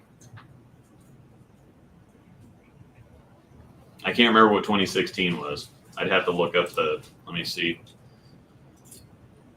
Information. Whoops. Nope. I didn't want that. No. Scores. Link in new tab. Past history results. 16 was Reno, which is weird because normally I bowl. Reno's the place I normally bowl good at. But yeah. Reno in 2016 was miserable. 520, 550, 560. Woof. Woof? I didn't. What? You said a woof? Woof. 2019 wasn't great either. Then we didn't go. And then, 2021, the only time I've shot 1800. I've shot 16, a couple 1600s. Most of them are in the 17s and one 1900. And then the only time I've ever shot 1800 was the first year as a lefty. And that was a pretty solid year. That was a lot of that year. If I remember, was that the year that your pitch black? You found out that pitch black was like the core was separated. Yeah, the core was separated, so it was making some funny noises, but I still reacted fine. So yeah, throw it. And then despite doubles and singles being impossible, I still shot. I seem to cash in singles pretty well every year. I went 540, 620 in doubles and singles last year. So, or not last year, but 2022 when doubles and singles was impossible. 1750. And then last year was just I shot 540 in team or something.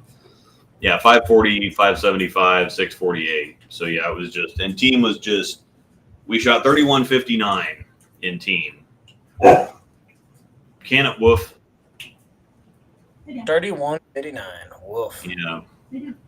Sorry, I was just repeating what you said, and then you get the woof in the back telling you I could have been better. But yeah, I got $230 for shooting 640 in singles. 700 would have been nice, but I also did well in brackets for doubles and singles more specifically. But anyhow, that is that. Did you go through it all? Yeah, just my own scores the last several years. But yeah, we've had a lot of friends over the last couple months shoot some big stuff, and actually I can just go through their photos and oh no, we can't. Oh yeah, there we go. Sharing screen or there we go. Dan All shot 300. Go back here a little bit. What was this? This was April 12th.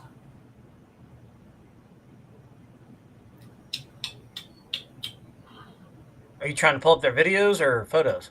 No, I'm just trying to scroll back the most efficiently that I can, because they've got photos of anybody that did anything, and so I'm just trying to, instead of scrolling back for miles and miles of their posts, trying to look at the photos to see. I got you. Brandon and Linda Mathias got third place in standard doubles last year. Uh-huh. They got watches for that. A watch would be kind of cool. Yeah. I mean, yeah, we want an eagle, but watch would be kind of cool. Yeah. Didn't Bruce get one too? A watch? Bruce, yeah. Well, he finished 9th in singles, I think, a couple years ago because he was in standard. Yeah. I couldn't remember. I thought, for some reason, I thought he got it. I don't remember how far out they paid the watches. No, it wasn't last year. It was 2 years ago. Not pay, but how far out they give the watches? Because Trevor and I and Dylan were talking about that the other day. No, it was the last time we were in Vegas. It was 2022. I know, but I'm just remembering it being last year. Was it top 10? You didn't go last year. So the last time you were there was I when don't you did. remember him doing that. Oh. Which is why I thought it was last year. Yeah, Ryan Burks, 300 a couple weeks ago. Yep. Dan All, not too long ago. I guess they don't have all the stuff in their pictures. And Danny Boy went Runaway. Didn't he go Runaway Brooklyn? Yeah. But that's one of those things. I don't know.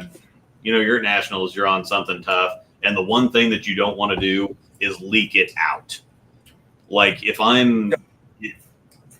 you're gonna miss in. Yeah. Get the Brooklyn, carry the Brooklyn. It's the smart miss. I don't want to leak it out to the 3 board and then watch it leave me some kind of nonsense I can't pick up. And if you go through the nose and catch a bad break on a split or something, that's different. But for those that don't know, Dan All bowled in our Royal Crest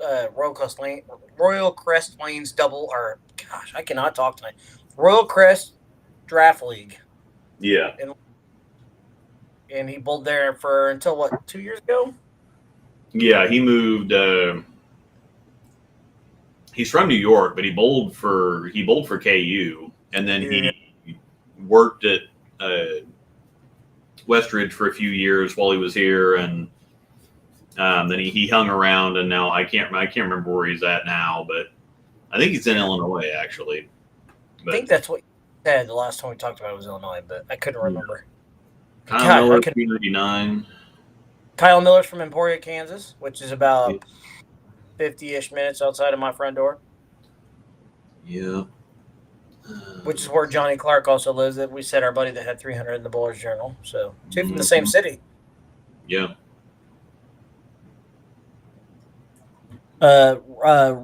Tobias said it the other day. The Brian Horn's buddy. Yeah. He said it earlier. Right, started with an R. Yeah. Pretty sure I'll get there. I'm scrolling back here. Rightle. I don't remember. Missed a lot last year. Yeah. That's just first. Ryland Griffin. Ryland. There you go. Yeah. Yep. Brandon Bono, 837 doubles. Wichita kid. Mm-hmm. Brad Miller, of course. Dan All, June 13th, 300 and 670, or 699 in team. Wasn't it? Avs team event. Yeah, the rare sighting, and he did bowl with the Kansas City crew because he bowled with Horn. Yeah. Horn and them. Yeah, he yanked the crap out of the last one. Oh well. But yeah, I don't even care. Don't even care. I'm trying to think who else. We had more. I thought we had another local guy or two. I mean, Brad had 299, but he had 800. And then I'm trying. Gosh, I can't. Derek Van Royen from Olathe. Yep, Derek Van Royen. There's another one. Spencer shot 300. Henniger shot 300. There. So yeah, we had a bunch of people getting stuff there just it seemed like every single day was something. Oh yeah, it just kept going. I was like, man, these boys are going hard. Let's go. It's your turn now. Yeah. Hey, keep that chin up. Let's do Yeah. it. You can do it. 8.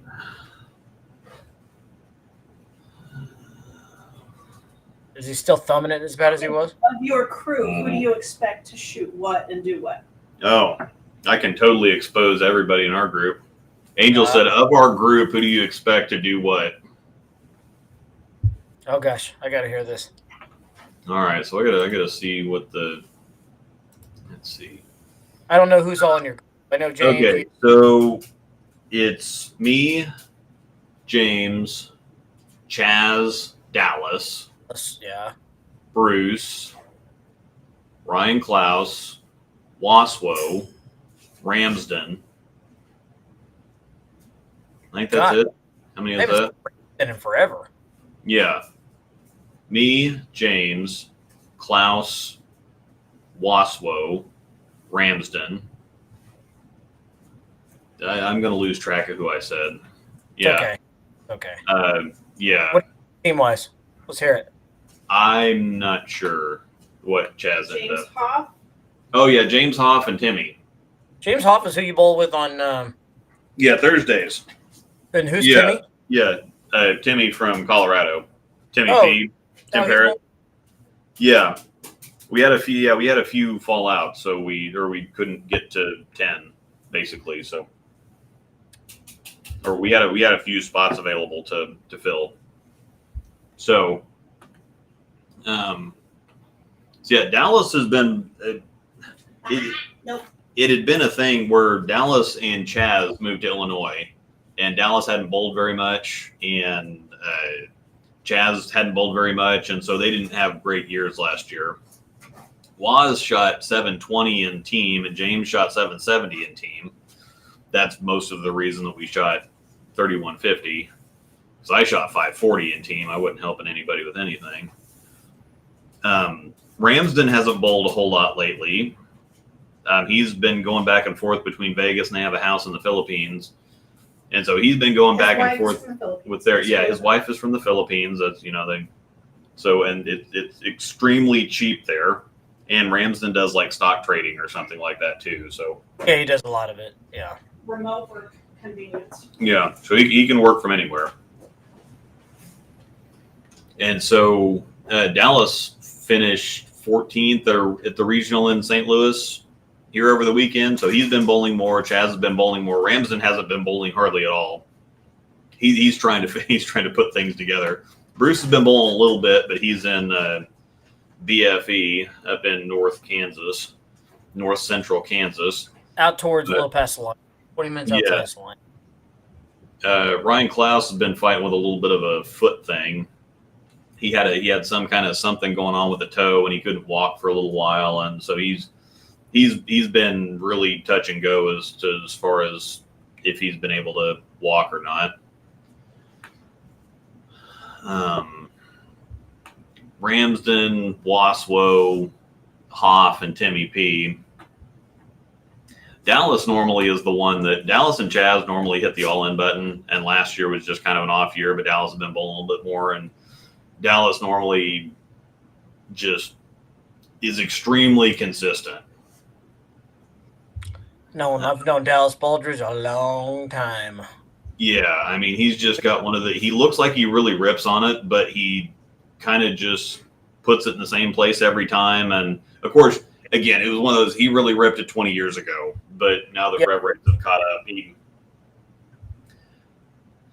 When we were kids, he probably hit it harder at the bottom than anybody in the area. Yeah. I mean, now it's just insane, the rev rates compared to what they were then, obviously. But yeah, he's really good. He's just one of those that he puts it in the same place pretty well every single time, and he normally just throws a pitch black, no matter what the pattern is or whatever it asks for. He can do whatever you ask him to do, but he was just out of practice last year. This year, I expect Dallas to be back on it.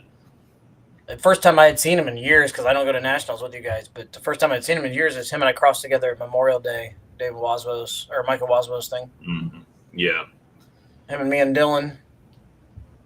I'm not entirely, team has been difficult, but if I can play third arrow with a reactive ball, if I'm throwing it any halfway decent, I should do okay. I'm not expecting anything big, but if I can keep it above 570 for team, that'll be okay. James, I imagine once if they get the lanes kind of broken down well, and then especially if they can just move left, I think he's going to do well in team again. I don't know with Waswo. Ramsden is a complete, I have no idea, complete wild card. I think Timmy and Hoff are going to be consistent because they have simpler games and they just kind of, keep it in play. It's just going to come down to what the conditions give us and how everything goes. Bruce has done really well the last several years outside of a game here or there, but he doesn't fry out anymore, so that's helped out quite a bit. As far as doubles and singles, if people are having trouble getting the ball to hook, that might be a little challenging for James. Some of the higher speeds. So speed control, I think, sounds like it's going to be a thing in doubles and singles, and making sure to stay as far right as possible. Bruce has done really well with that, so I could see Bruce putting a purple hammer down the side and just wrecking them. Hoff kind of has liked that down and in thing. Timmy, Waz plays a little bit more angle. He kind of likes swinging the lane, so double and singles might be a little difficult for him. Dallas, if he can put a pitch black down 5 or whatever, he's going to wreck them. If Chaz can go straight up 5 on the left side, he's going to just annihilate it the whole time. So doubles and singles, I wouldn't see that, but of course, that's where everybody else has been getting their scores from. So it's just depending on who's going to survive team. Team's really the question mark, and I think the only, again, Ramsden and James would probably have the most trouble with singles and doubles if we're trying to trap it down the side and work with speed control. So, the 2 fry out kings. Who would have thought? Yeah. I'm stepping away for 2 seconds. Okay. How about we talk about? I wonder if this wouldn't be better up in the office instead of that little. I don't know. You're just not using it. So. What are you doing, Buck? Hi. Coming up, Buck? Buck. You coming up? Hi, buddy. Don't knock my whiskey off. Hi. Please knock the whiskey off. I know. Hi, buddy. Oh, you're going? Okay, bye.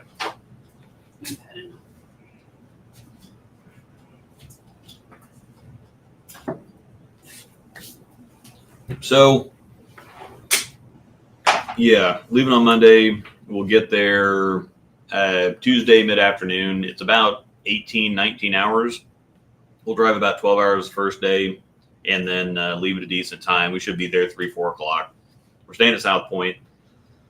Really looking forward to that because they've got everything there. We don't have to leave South Point if we don't want to. We really like the Zenshin. Oh, so that's the one. Yeah. We're gonna hit Zenshin like 8 times.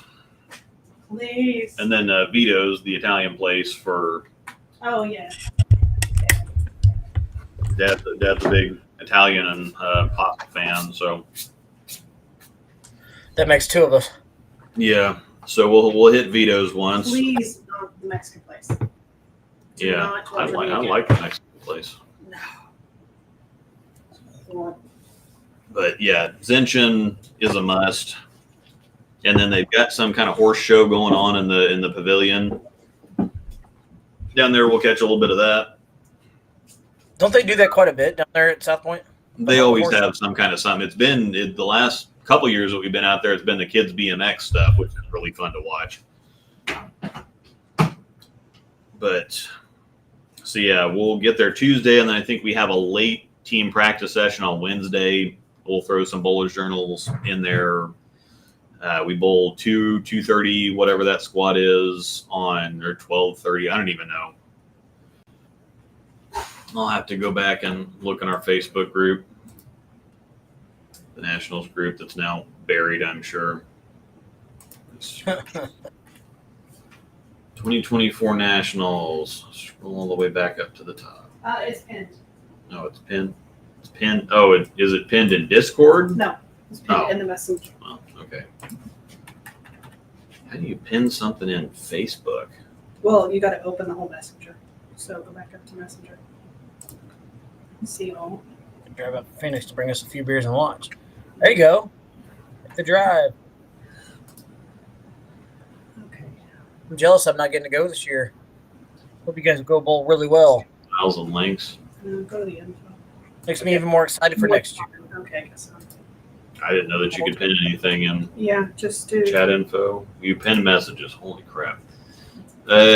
Team, the 18th at 2. Singles and doubles, the 19th at 6. 6. Practice lanes reserved for the 17th at 10 p.m. And there wasn't a team practice before we bowled on the 18th. So, You're just doing yeah. So we're bowling at 2 and 6. So those are great squad times, kind of like that. So you're doing the one. Excuse me, the one team practice session. probably 10 o'clock that one night.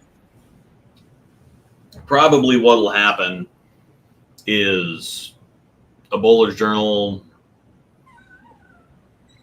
I don't know what we're doing when we get there. I'm not sure that I want to rush. I think I want to just go watch Tuesday night when we get there. We get unpacked, we get in, we get everything taken care of. Just go over there, watch, hang out, talk to some people, check out the booths, whatever. Oh, there she is. What's up? Are you snorting? She just did snort, yes. Because it's kind of stuffy. Got them She's in got them PJ. big girl teeth coming in all over the place. She needs to lose some more. I have one. She has a wiggly one. Yep. So, hello. All right, let's get back to what he was saying.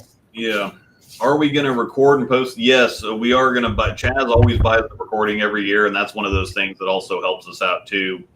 I can post it and provide commentary, and then everybody going back to watch for if they want to see what we did, what went well, what went bad. So it just kind of works out for everybody. So yes, we will be getting the stuff again this year.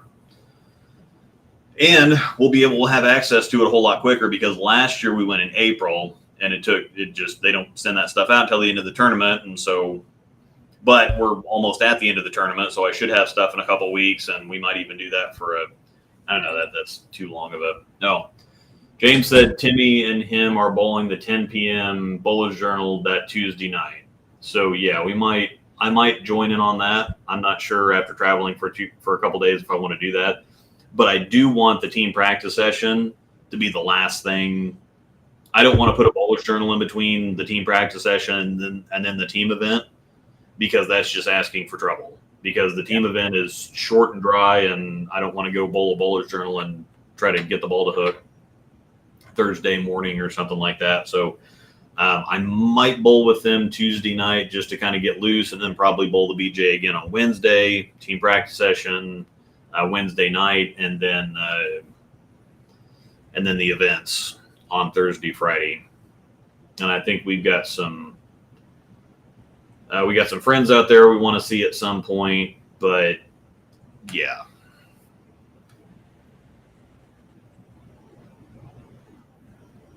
Turn this heater back off. It gets cold down here, man. Now it's warmed up. Sweet. This stuff's amazing. Need to find more of this. Woody Creek Distillers, cask strength rye whiskey, 59%. This is the best rye whiskey I've ever had, and it's not particularly close. All right. Amazing stuff. It was a Vern special one day, and I've been nursing this one for a while. Man, Vern's has the best specials ever. Yep. Do you have more stuff you want to talk about, OC? I know we got about 22 minutes left, so. I don't think that there's anything really left to cover that we haven't covered. Okay. So outside of just maybe some Yeah. recommendations for people going to nationals their first time. I guess if it's their first time, they've probably already gone this year. Oh, I'm sure. Yeah. Because we don't have a whole lot of time left. Or if you're going next year too. I mean, obviously we're not going to be able to know what's going on too far in advance yet for next year. But yeah, Baton Rouge will be fun. I did see a few people said they were going to Baton Rouge and it was their first time too. So Baton Rouge will be fun. Go down there and eat Cajun food. Get some gator. Gator is tasty. I'm one of those weird ones. I never thought that I would do it. Like, we get down there and it's Cajun. It's got Cajun seasoning and stuff on it, and it was breaded, so fried. Because you can do grilled or fried or whatever, and I didn't really know what to do. And I get it. It's definitely a chewier chicken, but it was still pretty good. I liked it. So I went back more and more and more. But yeah, I'm looking forward to that. Vegas, what are your spots you like to eat at? So inside South Point, there's plenty of Vito's is the Italian place. It's kind of it's almost like a little kind of dress up a little bit type of sit down place. That's really nice. I like that quite a bit. I normally get the linguine and clams. Ugh. I'll take the linguine. Linguine, you can have the clams. Yeah, but no, they're great. And then Zenshin is an Asian restaurant, but they've got all kinds of stuff. They've got regular Chinese, Japanese food, and then they've got, but it's higher class type of stuff. And their sushi is ridiculous. So Angel and I go in there and get the sushi. We normally do that a couple times. That's what I was getting ready to say when you said Asian cuisine. I was thinking it's more like Japanese style. Is it more like Chinese style? Yeah, but they've got the Coronado Cafe that I'm not going to go there and get into a cafe, but part of it, the line is just ridiculous. Yeah. But everybody that goes there says that's good. Angel doesn't like the Mexican places in there. I like it. They've got a steak and shake in there. They've got an ice cream place in there. I'm sure that they've got a Starbucks in there. I don't ever hit do they have a Starbucks in there? Yeah, they got a Starbucks in there too. It's actually around the corner from the ice cream. Yeah, and then they've got a giant buffet in there too. So we normally hit the buffet a couple times, especially for breakfast. But here's a great question for you right here, Luke, from Graham. I touch on this. Yeah, I'd like to go to nationals. I'd also like to know what's the point, what's it mean, opportunity to win money if you bowl good, what's the fascination? Well, it's the biggest tournament. It's a big, very difficult tournament, and normally there's 50,000 people that go to it. It starts in March and doesn't get over until the end of July, and they run squads 12 to 15 hours a day, 7 days a week, holidays included, for 4 solid months. And so it is just the biggest participation tournament of anything anywhere in the world. And you go bowl in the big arena setting, and yeah, it's one of the most prestigious things out there. I think that winning an eagle, I think there's a lot of PBA players that would almost rather win an eagle than win a PBA title, because you have several PBA titles available every single year. It's winning an eagle would be something akin almost to winning, not quite as big. Well, in the regular division, I'd say yes, winning an eagle has got to be like winning the U.S. Open or the Masters. It's got to be like right up there. The competition it's a little different because the Masters and the Open are a little. I mean, you don't with the Open Championships, you go there and you bowl 9 games and you see where those scores rank up. So it's probably not quite. It's not as prestigious of a thing as the Masters of the U.S. Open, but having you go out there and put scores up for 9 games, and you can survive some bad games and bad frames in the Masters of the U.S. Open, especially the Masters. You can shoot 570 and make it through a round at the Masters, but you have to go out there and put up 9 ridiculously good games to win an eagle at nationals, and it happens once a year. And it's probably the most prestigious trophy as an amateur in our sport, in the U.S. anyways. Yeah, definitely. So it's a very, very big deal. I mean, people will plan their entire years, or they will, like for Higgie's Aquarium and whatever else, they start. And when Waswell and I did the Bowlers Show, we would talk to them and like, yeah, as soon as they get done for 1 year with nationals, they start talking about nationals the next year, as soon as they get back. Yeah. So it is a very big deal. And it's fun to boot. So yeah, it's just a great experience. So even if you're not out there trying to win an eagle, it's just a great experience. Yep. So, no, not going to meet up with Louise. We're not going to have time this year. We could probably. I don't want to force it because it ends up being an entire morning. Most of the time, it's not like we just go and do a couple-hour thing. It's like we get there at 8, and it takes until noon or 1 o'clock, and we just don't have time this year. I'm not gonna force it in there for a YouTube video. So I'd pay for nationals next year if Trevor would book the damn thing. You know how he goes, how he operates. Aaron, 18-14 this year with back 10 for a 264 in singles, game 9. That's at my first year as a lefty. I found something and shot 268 the very last game of singles. So, yes, Baton Rouge for us is 13 hours and 20 minutes, and MapQuest has us going through Springfield and Branson. That could be regrettable. Last time we went down through Oklahoma, and we got diverted because there was a frickin' flood or something like that. So I don't know why we went through Oklahoma. That didn't make any sense at all. But yeah, we'll take that trip, and then we're going to go see Jess in Alabama for a couple days after that. For Baton Rouge? Yeah, after Baton Rouge, we're going to go over to Alabama. It's going to be a little bit of a haul. It's going to be an extra. It's going to be a trip, but. It's a 13 hours, 20 minutes. It might be a really rough day, but we could make that work in a day. And Mom and Dad probably don't want to do that. It might be one of those things where we leave at noon the first day and then spend the first night in Branson or something like that. Yeah, but we talked about for Baton Rouge actually going when we go to Springfield. We actually talked about bowling Springfield that weekend and literally leaving from Springfield straight to Baton Rouge, because I mean it already knocks out 4.5 hours of our trip, so it knocks it down to we get done bowling. It's only 6 hours from there. Yeah, So, it's really not too bad. And actually, that's what when we went to Baton Rouge the last time, we just kind of took another couple days vacation in Branson on the way back. which I'll be in Branson here next month. Oh, but Google Maps, not MapQuest. But yes, MapQuest is a blast from the past. Aren't they both technically? Well, Yeah. not Google Maps. Google Maps isn't, but MapQuest. What was the other one? MapQuest. There was another one that was like an ancient one. Can't remember what it was. Yeah, I don't know.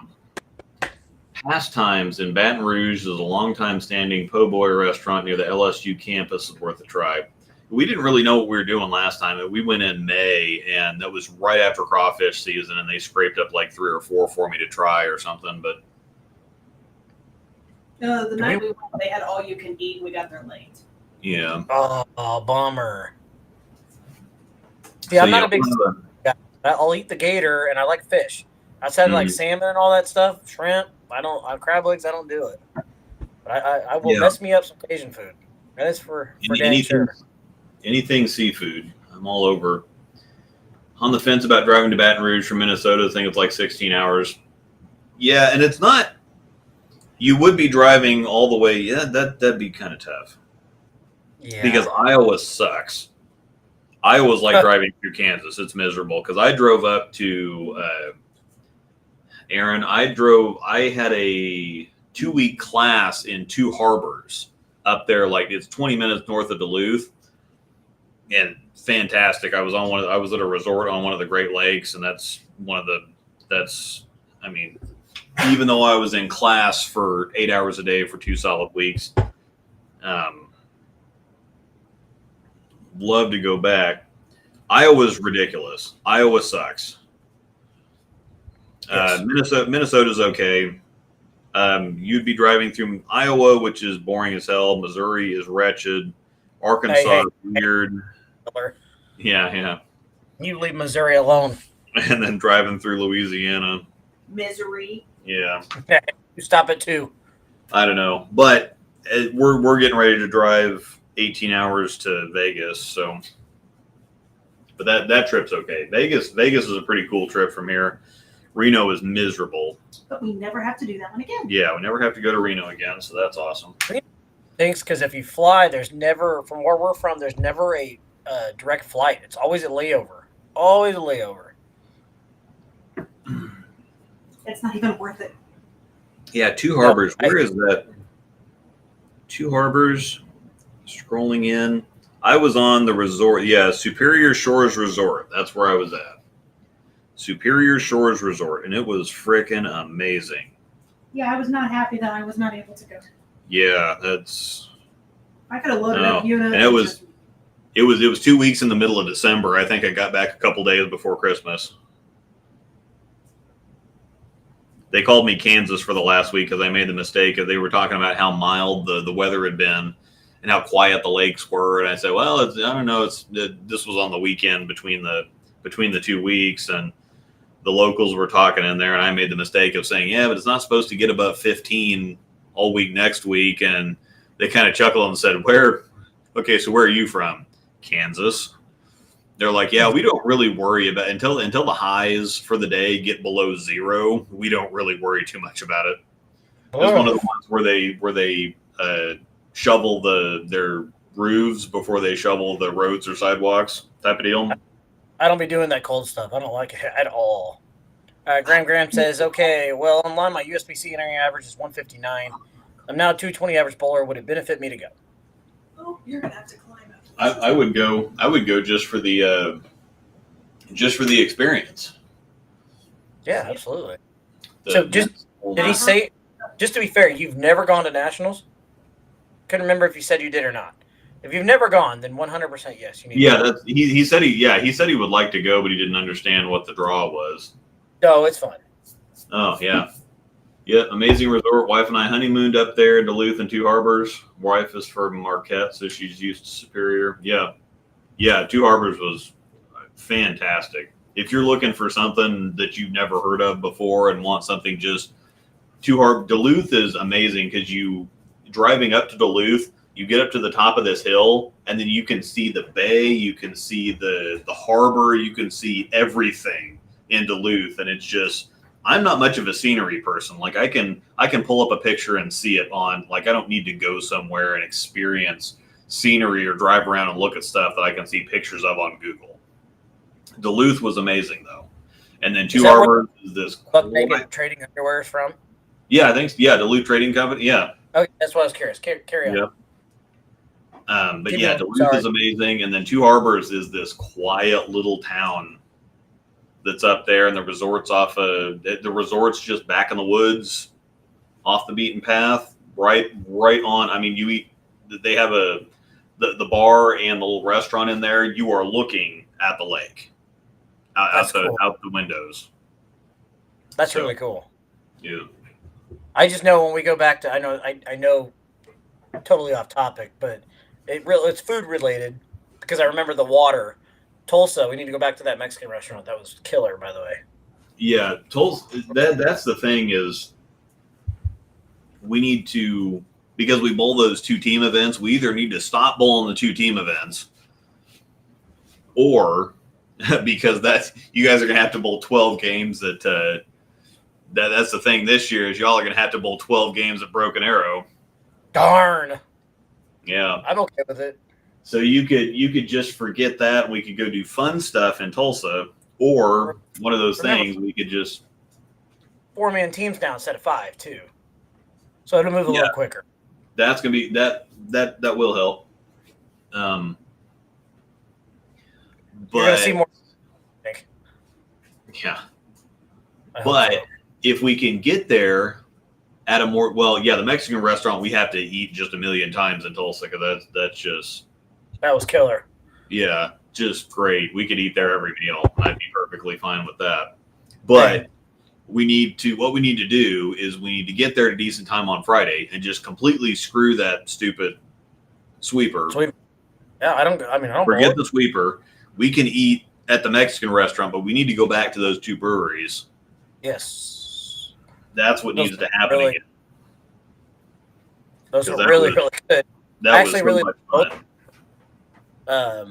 The other one was kind of fancy-ish, if I remember right. Yeah, but the American Solaris.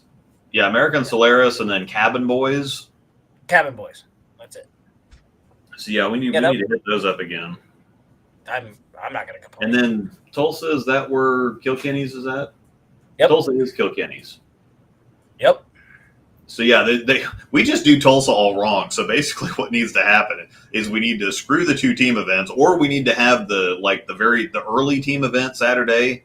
But there's a lot of people that drive down on Saturday, like Trent Morgan or whatever else. They're not going to get to do the 2 team events. They get 1. Yeah. Or what we need to do is we just need to go to Kilkenny's for breakfast on Saturday. Actually, that would work. That would work. Actually, But and this is the other thing is that some of them don't bowl. Well, we did last year. We bowled the early morning, and then we bowled 9 o'clock, and then we bowled 1 or 1:30, and then we went to the Mexican restaurant again for supper. Or James and I did with you went somewhere else with the other guys, but James and I went back there with Hunter and Megan on Saturday night. Yeah, you and I had the restaurant the night before. Yeah. We hit the Mexican restaurant on Friday night, and then we headed over to kind of check out the sweep, and we hung out with, Zach Wilkins and whatever else. So that was cool. I would just rather forget the sweeper, hit the Mexican restaurant, or just go to the breweries because they had the food truck out there, and just get there at a decent time on Friday and eat Mexican for more than you have to. Yeah. Get there to leave at the butt crack of dawn on Friday, eat lunch at like 1 or 2 o'clock at the Mexican restaurant, and then go to the breweries. See, that's smart. That's what play the games, and then. Do you even know when you're bowling? Not yet. We have the dates. But if we bowl and I think we're going to be bowling the 2 team squads again, the 9 o'clock and the 1:30. But then we can go to the Mexican restaurant after that, and then if we do the doubles and singles at like noon or something, then we can go to Kilkenny's for breakfast on Sunday. Yep, I'm looking now to see if I can find it. It was October 20 something. Yeah, it's the last weekend or the next to last weekend. I'll tell you right now. Let me go to October. Nope, we don't have it in there yet. He's got beer and chili booked. Did he give that to you? Yeah, that's the weekend before. Or yeah, it's my dad's birthday, the 12th. Are you gonna be able to go? Oh yeah. Okay. Looks like he hasn't put it in a certain calendar yet, but doesn't mean we can't. Well, yeah. Well, I think that's a great idea, though. Leave first thing Friday morning, go down there and go to the Mexican restaurant. Heck yes. Well, and that's normally James and I normally go down together and share a room, and we normally leave at like 9 o'clock. But we stop at Shindig's in Winfield, over by Wichita. We still get there at like 2 or 3 o'clock because you can't check in to the hotel until 2-3 o'clock anyway. But if we just got there, ate Mexican, and then went to the breweries. Those breweries were fun. Even if you're not a drinker, those breweries were fun because they had, if you remember right, the cornhole. They had the what is the ring toss game that Amanda that Raylan and Angel were. Just the ring toss thing. The ring to the hook, the cornhole. What else? Shuffleboard maybe. I don't remember. That was a fun little place. That every year was killer. Yeah, James. I think it's the last weekend because I think Dylan was also thinking about that. I think. Trevor was saying it was like the 27th or something, 27th, 28th, or that last weekend in October, because I think he did recognize that there was a regional that previous weekend that Zach and Dylan and whatever else would probably be at. So yes, well, Dylan can't bowl it. Dylan doesn't have his card anymore. Yeah, but it would still be a factor for Zach. Yes. I did not hit up Castle Danger. I left the resort when I was up in Two Harbors. I left the resort twice, and it was for a food run both times. Otherwise, I did not leave. I was not interested. We need to just go to again. It was in the middle of December. Yes, you drove over to the town that was next to it. I thought. I was thinking about driving to the town because I could have. From there, you can drive to Canada in like an hour. And I thought about it, but I'm like, I really don't want to drive to the Canadian border. Like, seeing Canada is nothing special. I'm not going to spend an hour and a half driving up the coast so that I can look at Canada over the border and drive. Not that type of person. Oh, come on. I stayed in and played video games all weekend. Those trying to include. Oh, I didn't realize some of them are making homemade sodas now. I know that like we have one local that does 785 does. They do their own brew beer now. So. And we still need to get over there, and that's the thing because I didn't know that they had that beer tour that you were talking about. Yeah, I finished it. And then Angel likes the root beer at Biggs, and so I do too. Kind of craft soda, I think she'd be into, and then we need to do brunch together again soon too because I've been wanting Iron Rail or Noto. Yeah, we haven't. Yeah, Norseman redid that. They also redid their brunch menu in general too. They have a lot of the same stuff on there, but they also have a lot of other things too. They kind of revamped it. So yeah, brunch needs to happen here before long. And you just tell me when. I'm in, bub. Mm-hmm. I love me some breakfast food, so I love it. It is 8 o'clock. Yep, I need to get a snack before we get into bed. And so, whoops.